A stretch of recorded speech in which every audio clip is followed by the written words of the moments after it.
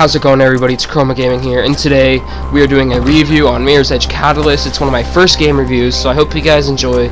Sorry if I sound a little scratchy or messed up. I've been having something, I don't know, I got hit with like a cold, headache, and my throat's been killing me. So sorry if I cough or I sound scratchy during this. So first off, let's talk about the gameplay. Gameplay is really nice, fluid. The parkour aspect is really nice and fluid, just kind of like Dying Light. That's one thing I think Dying Light could have improved on, was chaining together all the movements of your parkour, especially with the wall runs and everything. The wall runs on here are really nice and fluid, especially like the upgrades. You can get the double wall run, we'll talk about that later. And then the combat system, I haven't been one to like the Mirror's Edge combat system in the first place. It's just a little bit weirder for me. It's a little bit different from what a different kind of first-person combat would be, but it's still nice, especially if you chain like a wall run and a kick, or like a vertical wall run with a turn and then punch or kick someone. I think those really highlight the combat in the game, where you can just chain together your movements. You can keep moving, you don't always have to fight, which I love. You can just go through, knock out a guy, and then keep going. Okay, and I will move on to the graphics, which is one of my favorite things about this game is the graphics. Like, sorry guys, you can see the shadows of everything. Like when you're running and jumping, you can see your shadow. It changes and everything.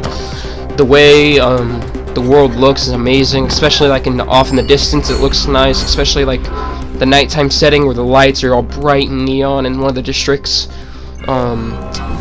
So that's also one of my favorite highlights of this game, is when you're running at night and you can see all of the lights and everything. It looks beautiful. So with that, we'll move on to style of the game, which would be like how you progress, how hard is it to progress and do these things. For me, I think personally, I love they added the progression system in the game. So it just makes you feel like you're making more forward progress. You unlock all the new moves and stuff, like the double wall run I mentioned earlier. That's really helpful on some spots. Like you would do a wall run and then maybe there's like a gap you would have to jump over, or there's a pipe, you can just skip that with your other wall run, which I think is really helpful. Then we also have stuff like the roll. I know when you first got out like the jail and stuff, you couldn't do your roll, which was a little annoying for me. The roll is super helpful. You could just do that thing where you would just stop and move a bit, then keep going. But the roll really saves you your momentum. It's way better than that. So that's one thing I liked, is they added that progression system in here. Moving on to the story. For me, the story was actually really good. I know a lot of people didn't like the story. They felt like it wasn't as good. It wasn't really a highlight of the game.